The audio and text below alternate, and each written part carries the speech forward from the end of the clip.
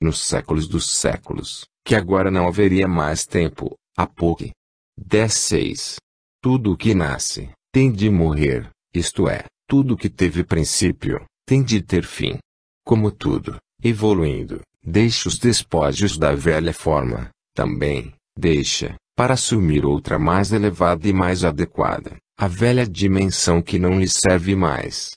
Como são infinitas as fases evolutivas, infinitas também são as respectivas dimensões. Eis como nosso olhar pode superar o tempo e o espaço, que são apenas duas dimensões contíguas, entre as infinitas dimensões sucessivas. Falaremos a respeito das mais próximas ao vosso concebível, correspondentes às várias fases de evolução.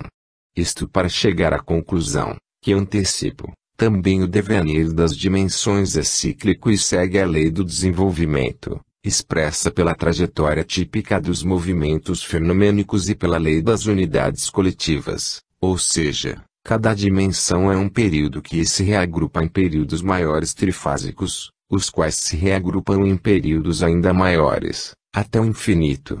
A dimensão infinita, que compreende todas as menores, é precisamente a evolução. Como cada fase tem sua dimensão, assim também o infinito tem a sua. A dimensão do infinito é a evolução. Eis que superamos o limite e, também nesta direção, encontramos o infinito. Analisemos agora as dimensões contíguas ao espaço e ao tempo, suas propriedades e sua gênese. Quando dizeis espaço há três dimensões, confirmais estas afirmações, pois enunciais as três manifestações sucessivas dimensionais do espaço que, como vedes, é uma unidade trifásica. Olhemos novamente o diagrama da Fig.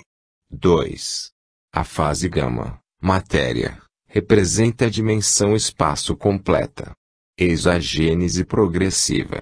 Na fase -z, temos a dimensão espacial nula, o ponto. Isso não significa que o universo -z seja pontiforme, mas que naquela fase, o espaço só existia em germe, à espera do desenvolvimento, vórtice fechado, e que, ao invés, existia uma dimensão diferente, fora de vosso concebível. Em -y aparece a primeira manifestação da dimensão espaço, isto é, a linha, aquela que denominais sua primeira dimensão, é a primeira e mais simples forma do espaço, em seu aparecimento. A segunda manifestação, mais completa, aparece na fase seguinte, -x, e revela-se como superfície, a que denominais segunda dimensão. A terceira e última manifestação, que completa a dimensão espacial, aparece em gama, na matéria, e revela-se como volume, é a terceira dimensão do espaço. Agora compreendeis como nasceu o espaço, porque a matéria tem, como dimensão, um espaço a três dimensões, dado por três momentos sucessivos. Também reencontrais este princípio geral. A manifestação de uma dimensão é progressiva e ocorre em 3 graus contíguos. A enunciação deste princípio vos demonstra o absurdo da procura de uma continuação quadridimensional num sistema com 3 dimensões. A continuação vos obriga a sair das 3 dimensões. Prossigamos a progressão. O desenvolvimento da fase gama resultou na dimensão volume, dando-vos o espaço completo. Pelo diagrama da Fig.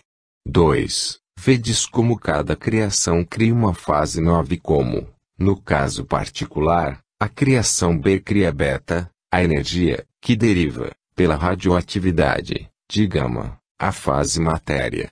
A maturação estequiogenética deixará a gama imóvel. Na criação B, a energia nasce pela primeira vez. Em termos bíblicos dizeis, Deus criou o movimento, deu impulso ao universo. O volume moveu-se. Aparece nova manifestação dimensional, algo acrescenta-se ao espaço, uma superelevação dimensional, a quarta dimensão que procurais, mas num sistema diferente, a trindade seguinte. Esta nova dimensão, a primeira da série sucessiva, é o tempo. A unidade máxima dimensional precedente é tomada, na passagem a seguinte, por novo e mais intenso movimento, mas sempre em direções novas e diferentes, cada uma própria de um sistema espacial, conceptual, etc., numa aceleração de ritmo em que consiste exatamente a evolução. Compreendeis agora como nasceu o tempo e como deve ele completar-se com duas outras manifestações sucessivas, isto é, ser a primeira manifestação de nova unidade com 3 dimensões. 37. Consciência e superconsciência. Sucessão dos sistemas tridimensionais. Para compreender bem a passagem para as dimensões sucessivas deste segundo sistema, comparemo-lo ao primeiro. Enquanto este, em seu desenvolvimento, completa a dimensão espacial, o sistema seguinte, superior, que é vossa fase no nível humano, completa a dimensão conceptual, aquela cujas unidades de medida são as propriedades da consciência. Tal como ocorre nos universos precedentes quanto à gênese progressiva do espaço, temos nesta unidade superior a gênese progressiva da dimensão conceptual. Na fase gama, está completa a dimensão espacial, mas é nulo o desenvolvimento da dimensão conceptual, o ponto, um germe. Em beta aparece sua primeira manifestação, o tempo. O ponto movimentou-se, não mais em direção espacial, mas em nova direção conceptual, e nasce a reta, a primeira dimensão nova. Ao deslocar-se no tempo, o fenômeno adquire, em beta, uma consciência própria, linear, a primeira dimensão conceptual. O fenômeno, que não é ainda vida, nem consciência, sabe apenas o seu isolado progredir no tempo, não se expande além da linha de seu devenir, não se leva a julgamento, como a consciência humana. Não sabe sequer dizer eu, porque ignora qualquer distinção e a consciência do não eu, aqui, é o inconcebível. Compreendamos, também aqui, não um tempo universal, isto é, a medida do devenir fenomênico, mas a dimensão desta fase, ou seja, a consciência, linear, do devenir. Entendido assim, esse tempo só nasce em beta como propriedade da energia. Com efeito, apenas as forças tomam a iniciativa do movimento, tendo como dominante a característica dinâmica e dominam gama, a terceira dimensão espacial, característica da matéria, que sofre esse movimento, não o inicia. Nas fases inferiores só existe o tempo em sentido mais amplo, entendido como ritmo do devenir, propriedade de todos os fenômenos, mas não como consciência do transformismo, propriedade das forças. Facilmente compreendeis que revolução trazem esses conceitos em vossa ordem habitual de ideias. Em alfa estamos na fase subhumana e humana de consciência mais completa, e temos a segunda dimensão conceptual, correspondente, no sistema espacial, à superfície. Tal como da linha se passa à superfície, com deslocamentos em novas direções extralineares, assim, por deslocamentos semelhantes, a consciência humana invade o devenir de outros fenômenos, diferencia-se deles, aprende a dizer eu, a perceber a própria individualidade distinta das outras, dobra-se sobre o ambiente, projeta-se para fora, a nova dimensão, observa e julga. Os sentidos são os meios dessa projeção para fora, característica da segunda dimensão. Meios que na primeira eram desconhecidos. Em mais X aparece a terceira manifestação de dimensão conceptual que completa o sistema, correspondente ao volume. A consciência que, na matéria, não tem dimensão, o volume é a dimensão espacial completa, mas diante do sistema sucessivo é uma não dimensão, o ponto, no campo das forças assume a dimensão linear. No campo da vida alcança a dimensão superfície, no campo absolutamente abstrato do puro espírito adquire a dimensão de volume. As limitações de vosso concebível impedem-me de lançar-me aos sistemas sucessivos, cada vez mais espirituais e rarefeitos, que se estendem ao infinito. Ao invés, expliquemos as características da segunda dimensão, consciência, em relação às da terceira, superconsciência. Da mesma forma que a superfície absorve a linha, a consciência absorve o tempo e o domina, Enquanto as forças precisam do tempo, o pensamento supera. Na passagem da fase beta à fase alfa, a dimensão tempo tende a desvanecer-se, embora subsistindo, mas em tal aceleração de ritmo, onda, que vos pareceria quase desaparecer em nova dimensão. Com efeito, quanto mais baixa e material é a consciência, tanto mais ela lenta e se assemelha a beta, enquanto mais concreto o pensamento, mais denso é o ritmo e mais vagarosa a onda. O pensamento implica tempo, somente enquanto, e na medida em que ainda é energia, quanto mais é cerebral, racional, analítico, tanto menos é abstrato, intuitivo, sintético. Neste segundo sistema tridimensional, assistis a uma aceleração contínua de ritmo. Nessa aceleração o tempo é gradualmente absorvido. Por sua vez, a superconsciência domina e absorve a consciência, tal como o volume o fez com a superfície. Explico, a consciência humana, derivada por evolução de beta, através da profunda elaboração da vida, não é linear, isto é, não é limitada em si mesma a nenhum fenômeno, e pode sair e mover-se em todas as linhas de superfície, em todas as direções, abraçando como consequência, muitíssimos fenômenos. Por isso, e absolutamente hiperespacial. Mas, de qualquer forma, é sempre dimensão de superfície, a qual está inexoravelmente ligado enquanto não evoluir. Isso significa que está presa ao relativo, que só pode mover-se no finito, que só sabe conceber por análise, isto é, por meio da observação e da experimentação, tal como vossa ciência. Domina todas as linhas do devenir fenomênico, mas toda a sua vida está na superfície e dela não pode sair. Jamais vos perguntastes a razão dessa vossa insuperável relatividade, desses limites que restringem vosso concebível, dessa vossa incapacidade de visão direta da essência das coisas. Eis a resposta com expressão geométrica. Vossa consciência é segunda dimensão, de superfície e, como superfície, é uma contínua impotência diante do volume, sua dimensão superior. Para atingir o volume, é indispensável que a superfície se mova em nova direção. Para atingir a superconsciência é necessário multiplicar a consciência por novo movimento. Dessa forma e só por multiplicação de análise podeis aproximar-vos da síntese. A superconsciência é dimensão conceptual volumétrica, que se obtém ao elevar uma perpendicular sobre o plano da superfície da consciência, conquistando, dessa maneira, um ponto de vista fora do plano, o único ponto que pode dominá-la totalmente.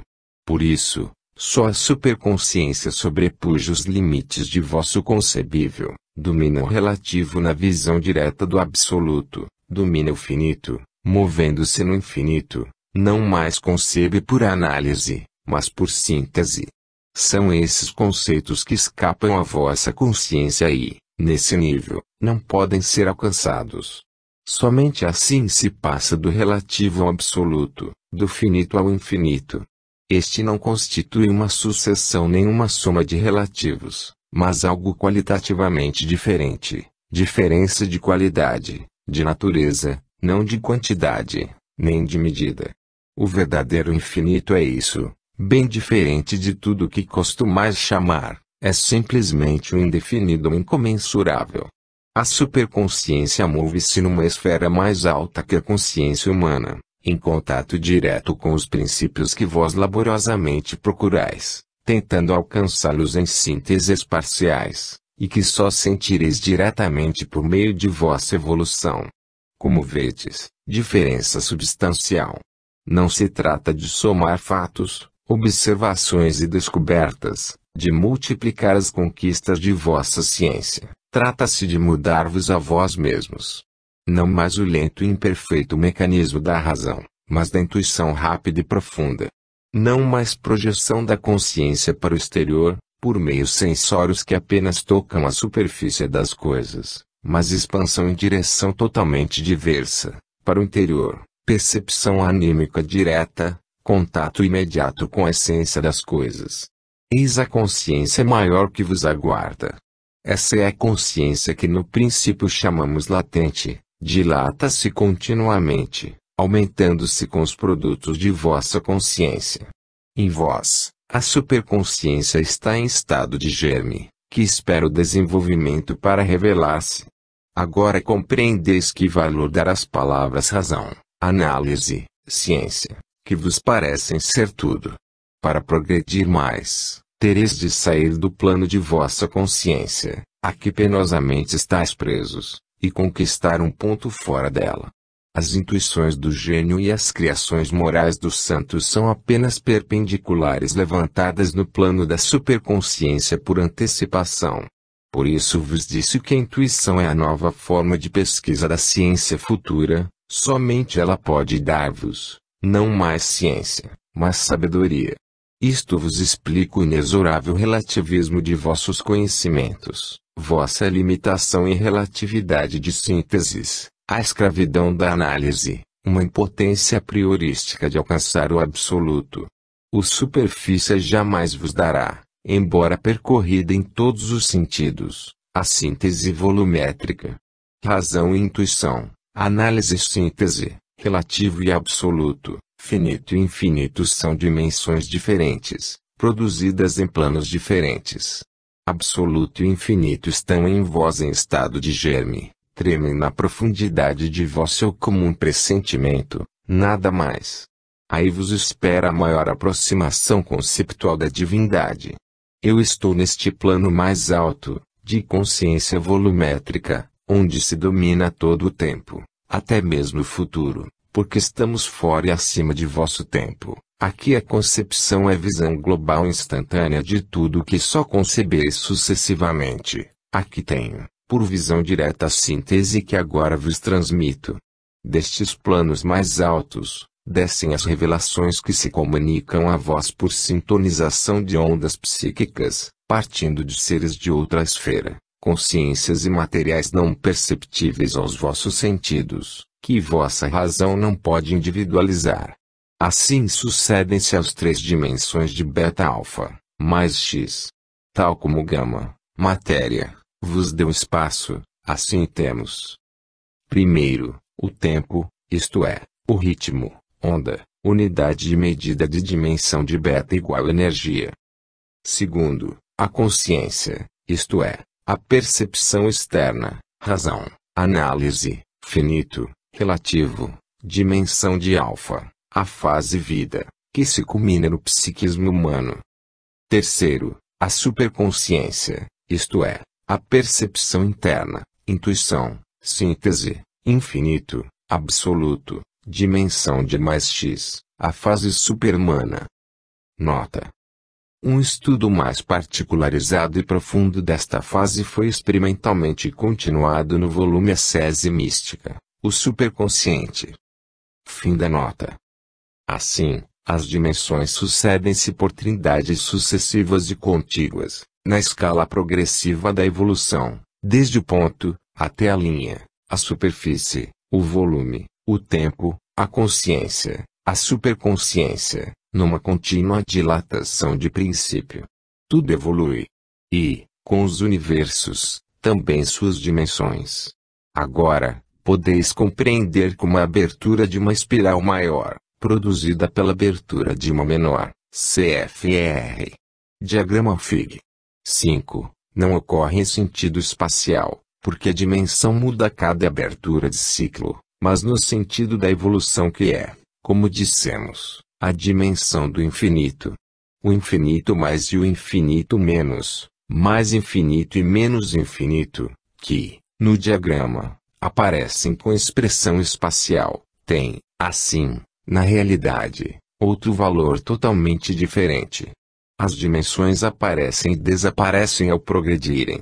Assim, morrerá o espaço com a matéria, o tempo com a energia, a relatividade com a consciência, mas a substância ressurgirá em formas e dimensões mais altas, assumindo sempre novas direções. Cada dimensão é relativa e, na evolução, segue uma precedente, mas vem antes de uma seguinte. Existe sempre um degrau mais alto para subir, uma fase superior o aguarda. A cada salto para frente conquistas o domínio da própria dimensão, que antes não era acessível senão sucessivamente. O campo de ação e visão dilata-se, do alto se domina o que está embaixo. Reencontramos ainda o princípio da Trindade em toda parte, nas três fases de vosso universo: matéria, gama, energia, beta, espírito, alfa, em seus três aspectos: estático, dinâmico, conceptual, ou mecânico, nos dois sistemas dimensionais observados: linha, superfície, volume, espaço, tempo, consciência, relativo, e superconsciência, absoluto. 38. Gênese da gravitação. O desenvolvimento desses conceitos abre-nos a porta para o estudo de outro problema que nos aguarda, o da fase beta, a energia. Indiquemos suas primeiras formas, para depois analisar as que delas derivam por evolução. Como o hidrogênio é o tipo do protozoário monocelular da química inorgânica e o carbono da química orgânica, assim, a gravitação é a protoforça típica do universo dinâmico. Quando o gama chegou, pela primeira vez, à última fase radioativa de sua maturação evolutiva, a gênese de beta, CFR. A entrada em beta da criação B, Fig. 2. O universo, a proporção que se desintegrava como matéria, foi invadido por energia radiante. Evoluindo, CFR. A descida da linha quebrada de beta-gama na criação B, Fig. 2. Essa energia condensou-se, por correntes dinâmicas centrípetas, no núcleo da nebulosa espiraloide, a qual, por representar a máxima concentração dinâmica, é justamente o mais quente, da qual então nasceu o vórtice da Via Láctea, CFR. Fig. 2. Criação C e subida de gama para beta. Enquanto a matéria torna a percorrer seu ciclo de maturação evolutiva, ela está toda vibrante com essa energia em período de difusão. Quando novamente a matéria estiver velha, a energia que dela renascer mais madura não tenderá a reenvolver-se num novo núcleo matéria, mas subirá para alfa, entrando nos caminhos da vida e da consciência. A razão pela qual apareceu a vida em vosso planeta e nos do sistema solar é justamente porque este sistema é velho, como vimos. Aqui a matéria está em sua última maturidade, está morrendo por desagregação radioativa e a energia dirige-se decididamente para a fase superior, alfa. A primeira gênese de beta, a gravitação, aparece, portanto, como forma originária de energia, matriz da qual nascerão, como filhas, todas as outras formas, por meio de distinção e diferenciação no processo evolutivo. Particularizemos. Entendo aqui, como gravitação, não a pequena gravitação de Newton, caso particular ao vosso planeta, mas uma gravitação de sentido mais amplo, que resulta do equilíbrio das forças inversas de atração e repulsão, opostas e complementares, lei de dualidade, que veremos agora, uma gravitação filha direta do movimento, isto é, energia gravífica, filha da energia cinética. Eis como ocorre a transformação. O movimento, primeiro produto da evolução físico-dinâmica, é força centrífuga e, por isso, tende à difusão, à expansão, à desagregação da matéria. Expansão em todas as dimensões é, com efeito, a direção da evolução. Mas, repentinamente, essa direção inverte-se, por lei de equilíbrio, numa direção centrípeta, contra impulso involutivo, e as forças de expansão completam-se com as de atração. Assim, a primeira explosão cinética encontra seu ritmo e o princípio da lei reorganiza a desordem, tão logo ela se manifesta, para a nova ordem, equilibrase o movimento num par de forças antagônicas. Dessa forma, a gravitação vos aparece como energia cinética da matéria e, como nasceu antes, está tão inerente e estreitamente ligada a ela, que não vos é possível isolá-la. Assim, a matéria atrai a matéria, e o universo, constituído de massas lançadas em todas as direções e separadas por espaços imensos, está, não obstante, todo ligado numa unidade indissolúvel. Permanece unido e, no entanto, ao mesmo tempo, move-se por uma força que provoca seu movimento e sua respiração física. Com o surgimento, pois, da forma protodinâmica, o universo se move pela primeira vez. São gerados os movimentos siderais, a gravitação inicia seu papel de guia, a lei onipotente, instantaneamente, disciplina todas as suas manifestações, de acordo com o binário atração-repulsão, que são o binômio mais e menos, positivo e negativo, constitutivo de toda força e de toda manifestação do ser. Em nova fase, a substância adquire a forma de consciência linear do devenir fenomênico, a primeira dimensão do sistema triano que sucede ao espacial. Nasce o tempo. Propaga-se a protoforma de beta. Com o movimento nessa direção, a corrente, a vibração, o ritmo, a onda. Nasce o tempo, que mede a velocidade de transmissão. O universo fica todo invadido por nova palpitação e mais intenso e mais rápido devenir.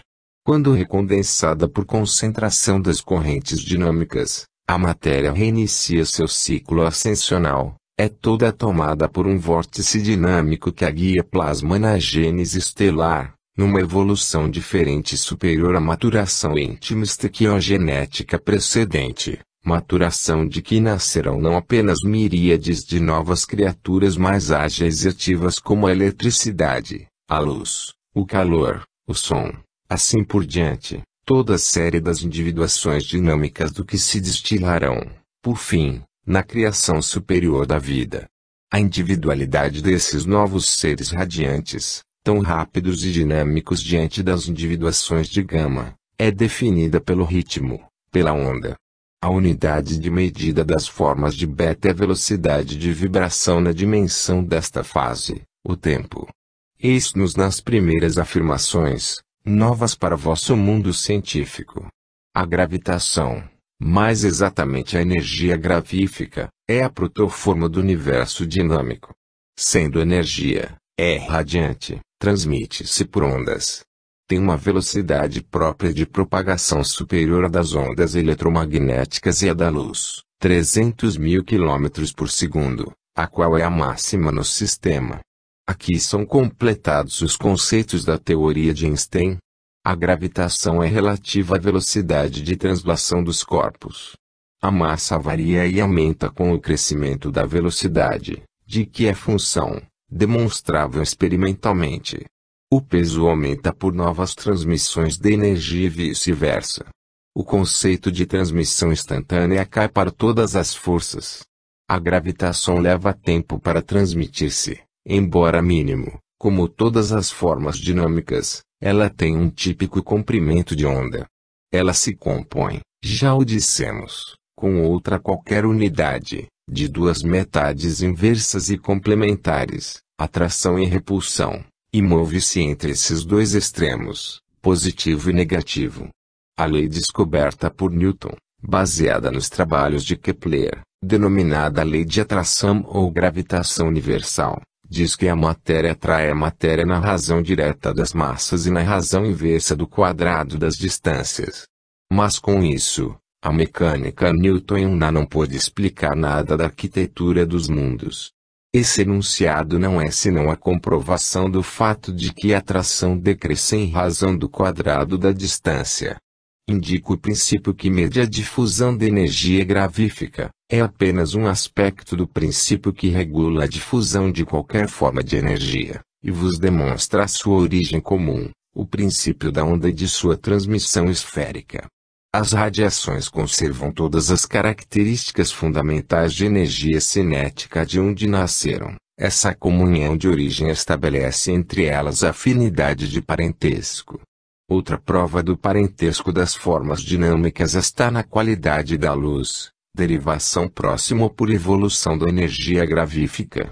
Nesta forma de energia radiante e luminosa, reencontrais, em parte, as características da originária forma de energia radiante e gravífica. Einstein afirmou, com base em cálculo, tudo que as observações feitas durante os eclipses solares vos confirmaram posteriormente, isto é, que os raios luminosos estelares sofrem, na vizinhança do Sol, um desvio e, passando rente, são atraídos. Poder-se-ia dizer que a luz pesa, ou seja, a luz sofre o influxo dos impulsos atrativos e repulsivos de ordem gravífica. Existe uma pressão nas radiações luminosas. Direi mais, todas as radiações exercem, ao propagar-se, uma pressão de natureza gravífica, apresentam fenômenos de atração e repulsão em razão direta de sua proximidade genética, na sucessão evolutiva, de sua protoforma dinâmica, a gravitação. Dirigi vossas pesquisas neste sentido, analisar por meio de cálculos estes princípios e a ciência realizará descobertas que a revolucionarão. Resumindo, temos, fase gama, em seu desenvolvimento estequiogenético, desde H até os corpos radioativos. Depois ingresso na fase beta, por gradações, desde a matéria envelhecida e radioativa até a energia cinética, que logo se individualiza por ondas, na protoforma de energia gravífica. Desta nascem e desenvolvem-se todas as demais formas dinâmicas, como veremos, numa distinção contínua, por vibração, ritmo, onda, numa ascensão evolutiva que culminará na vida. Mas, antes de entrar neste novo campo, é indispensável lançar um último olhar ao aspecto conceptual ou mecânico do universo, perscrutando de mais perto o conteúdo da grande lei, em seus principais aspectos menores. 39. Princípio de trindade e de dualidade. Já dissemos tanto, descrevendo a grande lei, e ainda estamos na superfície. Na lei existe infinita profundidade, e quanto mais a mente penetra, mais encontra aspectos íntimos e particulares. A lei possui tantos volumes, tantos capítulos, tantos artigos, tantas palavras, tantas letras, subdivide-se ao infinito no particular que mais vos golpeia, porque está mais próximo de vós, naquele mundo de efeitos em que trabalhosamente procurais os princípios cada vez mais altos da síntese. No tratado precedente contemplamos a lei na grandiosidade de seu conjunto. Agora tentemos aproximar-nos do seu aspecto de pormenor, observando-lhe mais de perto outro capítulo. Em sua universalidade, o princípio do todo é, organismo em seu aspecto estático, evolução em seu aspecto dinâmico, devenir, monismo em seu aspecto conceptual. Assim poderia definir-se o universo, uma unidade orgânica em evolução. Este princípio unitário, orgânico, evolutivo é a nota fundamental do monismo, a ordem. Esta é a característica dominante da lei. Esta unidade de princípio diferencia-se em infinitos pormenores de princípios. Num primeiro momento, é trindade e dualidade. Vimos como um dos princípios basilares da lei, segundo a qual as individuações reagrupam-se em unidades coletivas, é o da trindade da substância. Corresponde a um princípio de equilíbrio superior, ordem, é um sistema mais completo, em que o ser, que se diferencia por evolução e se distingue dos afins, reorganiza-se reencontrando a unidade. Vemos esse princípio em toda a parte e muitas vezes tivemos que notar-lhe a presença. Trina é a divindade em sua lei, trifásica é a criação de qualquer universo, tríplice é seu aspecto, tridimensional é o espaço e o seu sistema a consciência, e também os demais sistemas dimensionais que os precedem e sucedem.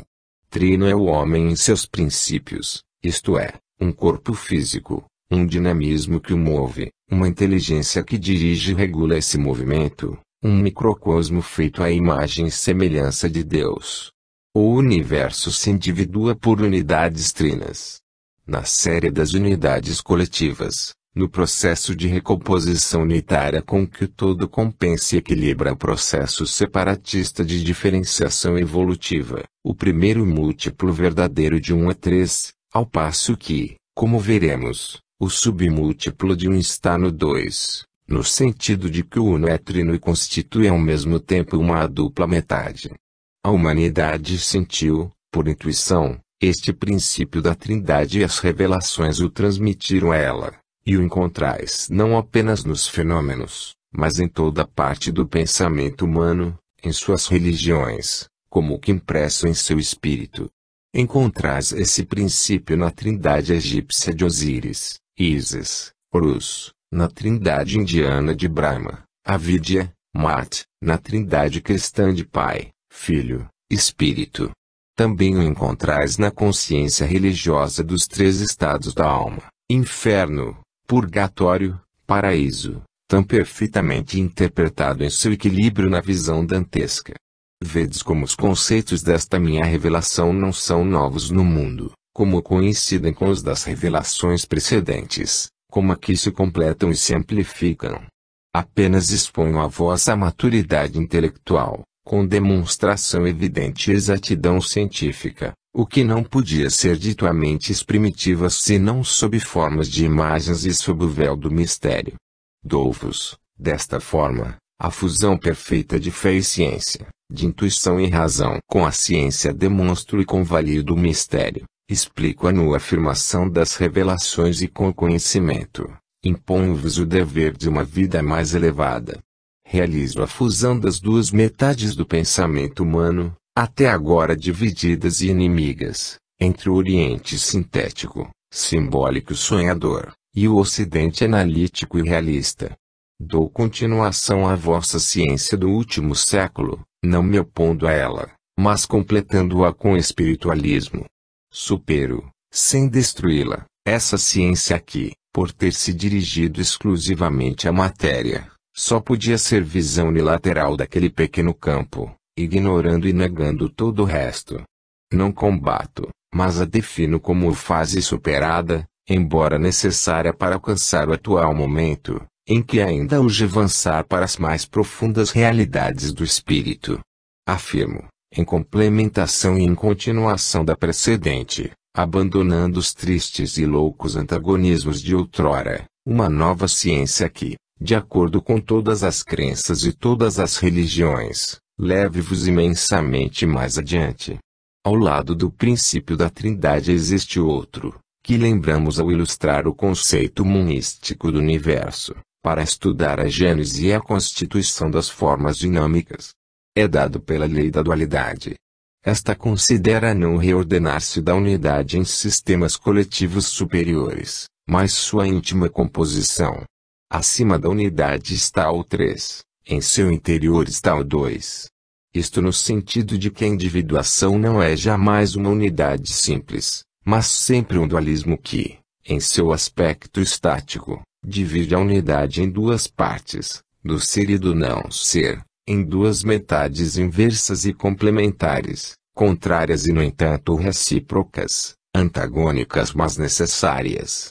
Em seu aspecto dinâmico é um contraste entre dois impulsos opostos, que se movem e se balanceiam em um equilíbrio instável, que continuamente se desloca e se renova. É um ciclo feito de semiciclos, que se perseguem e se completam. É uma pulsação íntima, segundo a qual a evolução avança. Este dualismo é o binário, guia e canaliza o movimento, sobre o qual avança a grande marcha do transformismo evolutivo, tanto que, sob esse aspecto, concebe-se uma cosmogonia dualista. O monismo é dualista em seu íntimo devenir. Esse é seu ritmo interior, essas as duas margens da estrada, ao longo da qual avança o fenômeno, não retilíneo mas sempre oscilando sobre si mesmo. Dupla é a respiração de todo fenômeno, fase de inspiração e de expiração, dupla sua pulsação, centrífuga e centrípeta, duplo seu movimento no avançar e retroceder. A evolução é realizada por esta íntima oscilação e, por força dessa oscilação, progride. O devenir é conseguido por esse íntimo contraste. O movimento ascensional é a resultante desse jogo de impulsos e contra-impulsos entre duas margens invioláveis, de onde o movimento volta sempre sobre si mesmo. O fenômeno caminha pelo escorar-se mutuamente dessas duas forças metades que o determinam. O movimento genético da evolução é constituído por essa íntima vibração, que transmuda ao ser em outra forma. Essa lei de dualidade a encontrais em toda parte. Cada unidade é dupla e se move entre dois extremos, que são seus dois polos.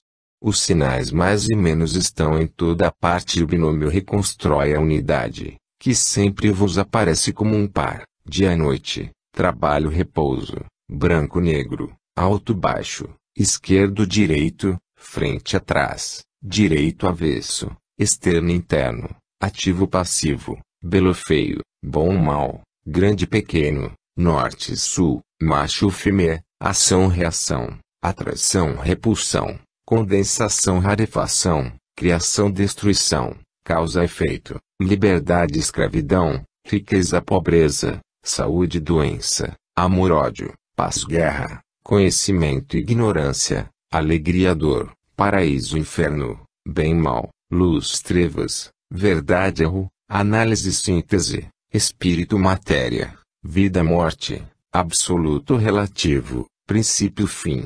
Cada adjetivo, cada coisa possui seu contrário, cada modo de ser oscila entre duas qualidades opostas. Cada unidade é uma balança entre esses dois extremos e equilibra-se neste seu íntimo princípio de contradição. Os extremos tocam-se e se reúnem. As diferentes condições em que o princípio do dualismo se move, produziram todas as formas e combinações possíveis, mas elas equivalem-se como princípio único. A unidade é um par. O universo é monismo em seu conjunto, dualismo no particular, uma dualidade que contém o princípio de contradição e de fusão ao mesmo tempo, que divide e reúne, a cada forma do ser, dá uma estrutura simétrica, princípio de simetria, dá ao desenvolvimento de cada fenômeno uma perfeita correspondência de forças equilibradas. Também o dualismo corresponde a um princípio de equilíbrio, é o momento do princípio de ordem, fundamental na lei. O que define a unidade em sua íntima estrutura é a sua construção interior, o que garante a estabilidade do devenir fenomênico e torna inviolável sua trajetória. Não é apenas o princípio de inércia, mas esse desenvolvimento de forças antitéticas que, no entanto, atraem-se e mantêm aquele devenir unido e compacto. É um ir e vir, mas em campo fechado, cujos limites não se pode ultrapassar. Se não for o movimento equilibrado por esse contínuo retorno sobre si mesmo, o universo se teria deslocado há muito, todo ele numa só direção e teria perdido seu equilíbrio.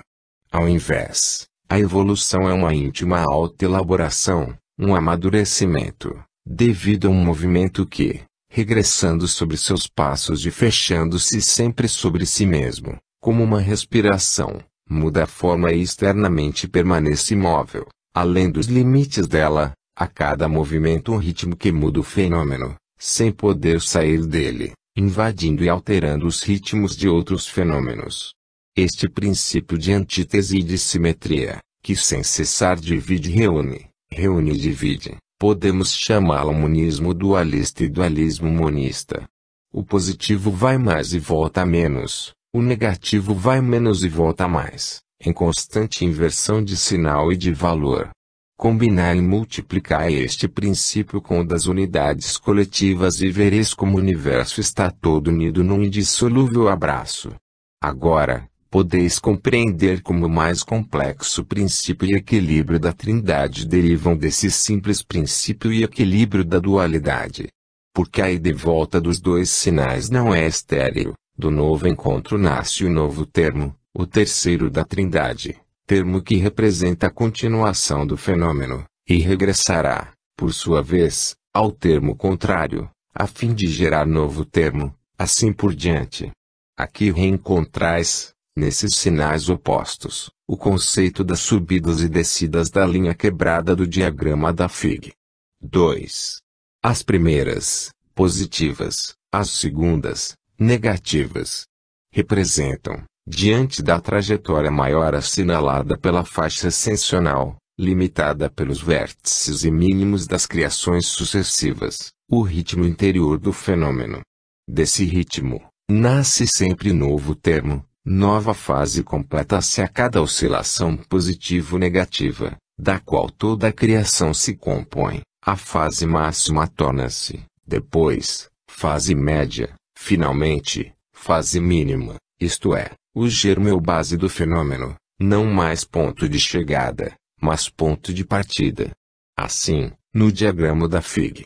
4, os períodos positivos de desenvolvimento da espiral alternam-se com períodos negativos de envolvimento, desta sua oscilação interna, positivo-negativa, evolutiva-involutiva, forma-se e progride a maior espiral da evolução do fenômeno.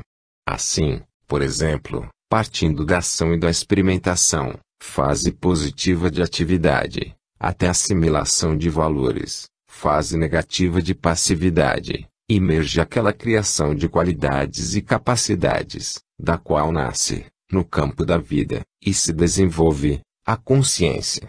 Por isso, a dor alterna-se com a alegria, mas a condição, como elemento de experiência e de progresso, de uma alegria cada vez maior, a morte alterna-se com a vida, como condição de desenvolvimento da consciência e, com isso, de uma vida mais alta. Também as revelações das religiões instruem o homem, mas o homem as analisa e assimila, amadurecendo para receber outras cada vez mais completas. Assim, por análise e síntese, síntese e análise, progride a ciência.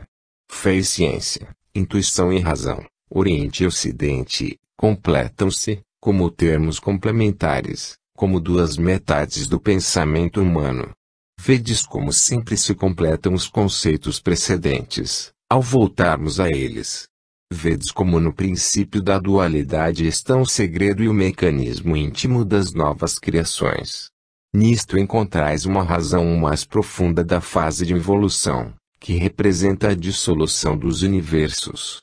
Este é um processo de neutralização da fase positiva da criação, um processo de degradação do fenômeno, uma decomposição do organismo em seus centros menores. Mas não é destruição, porque essas unidades menores são logo retomadas em círculo e reorganizadas em novas unidades. O regresso involutivo expresso pelo envolvimento da espiral, ou descida da linha quebrada, representa o período de inércia, negativo, que se contrapõe ao período de atividade, positivo, da criação. Na fase de inércia o fenômeno fecha-se em si mesmo, passivo, seu dinamismo detém-se, o esforço criativo diminui, a tensão da subida e do transformismo, cansado, recai sobre si mesmo. Cada fenômeno possui seu cansaço, exaustão do impulso concentrado no germe, em que o período precedente de atividade se inverte. O regresso ao ponto de partida é indispensável. O efeito reúne-se à causa, a forma ao seu germe. Atividade e inércia são o duplo ritmo de períodos inversos, por meio do qual se desenvolve o fenômeno. Assim, o fenômeno oscila da semente ao fruto, do fruto à semente, que são dois extremos, positivo e negativo, de seu devenir. O mais e o menos são apenas posições do fenômeno.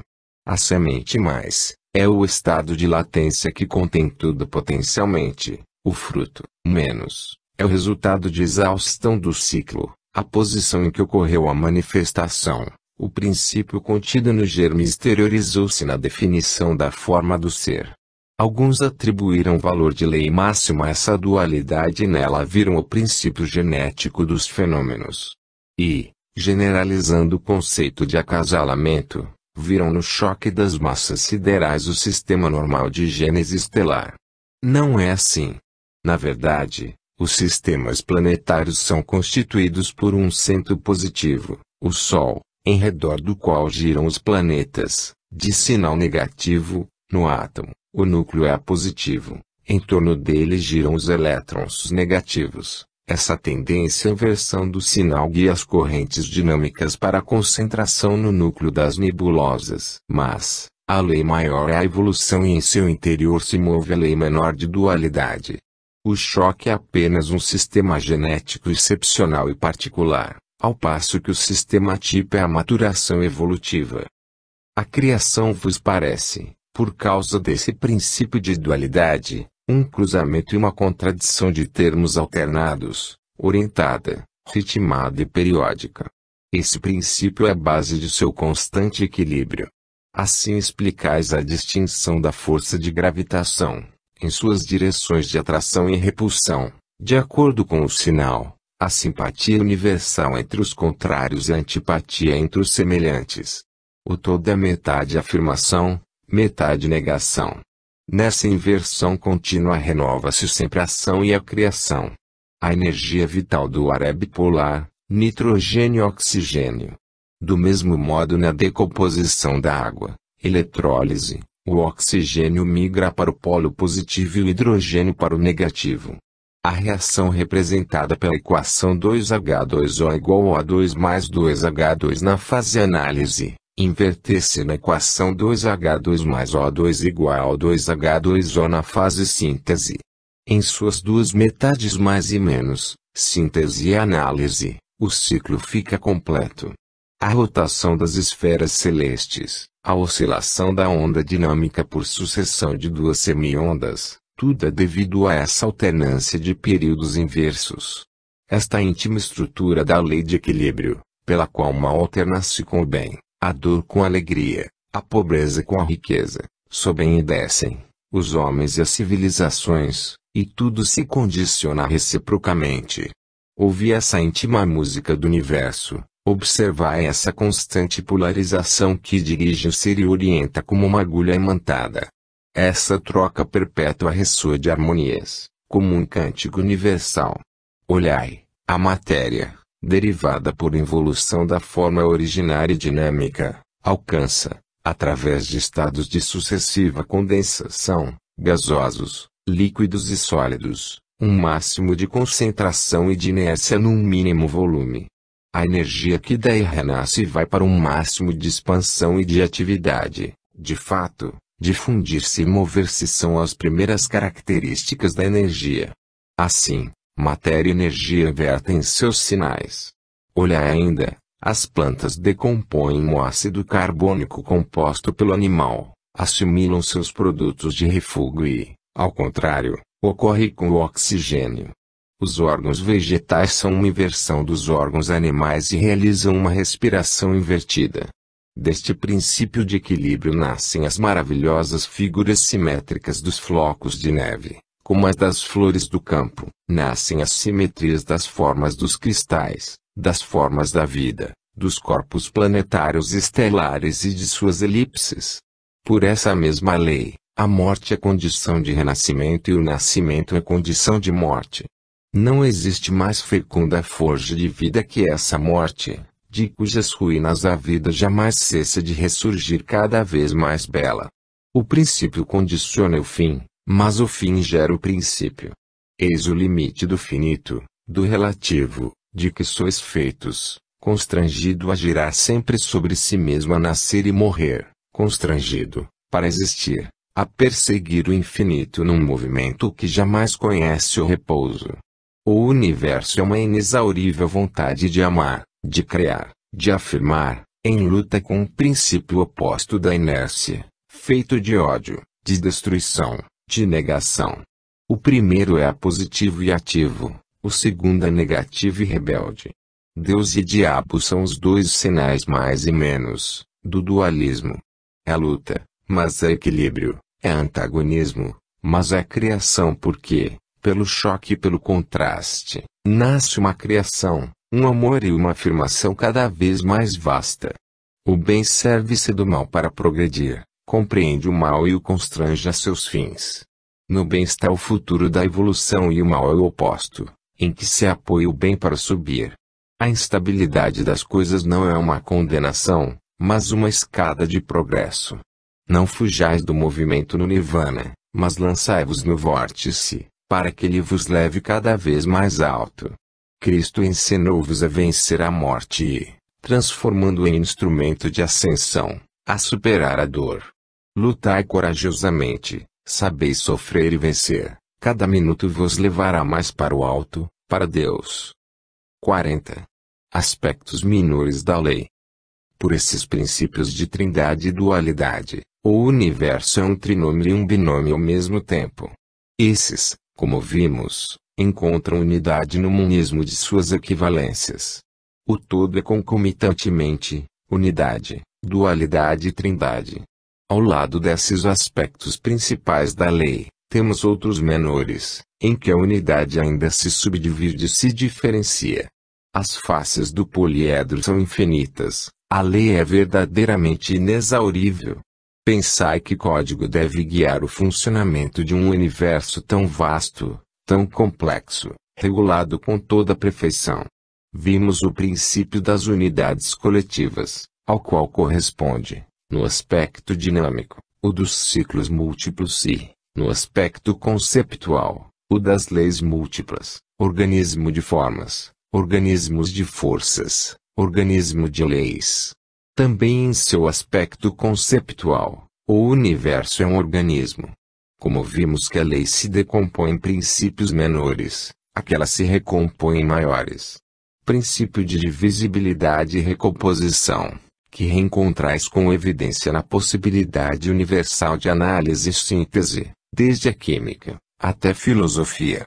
Princípio de reunificação, no qual se equilibra o princípio da subdivisão. Um princípio que guia a forma, na ascensão evolutiva, oposto ao das unidades coletivas e da recomposição, é o da diferenciação, pelo qual a evolução ocorre passando do indistinto ao distinto, do genérico ao específico, ao particular, do homogêneo ao diferenciado. Essa tendência à multiplicação dos tipos, a subdivisão da unidade, encontra seu contraimpulso compensador, com o qual se reconstrói equilíbrio, na tendência à reorganização e reunificação, provocada pelo princípio das unidades coletivas. Essa reorganização implica uma progressão constante em complexidade. Essas leis são forças tendências que constituem como que um instinto, uma necessidade do devenir e de ser, segundo esse mesmo princípio. Muitas vezes elas se acasalam pelos contrários, balanceando-se assim em perfeito equilíbrio.